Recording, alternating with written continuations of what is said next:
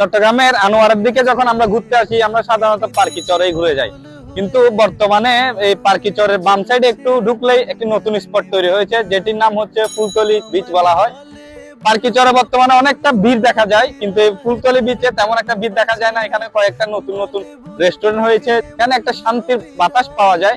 এখন আমরা আপনাদেরকে ঘুরে দেখাবো এই ফুলতলি বিচটি।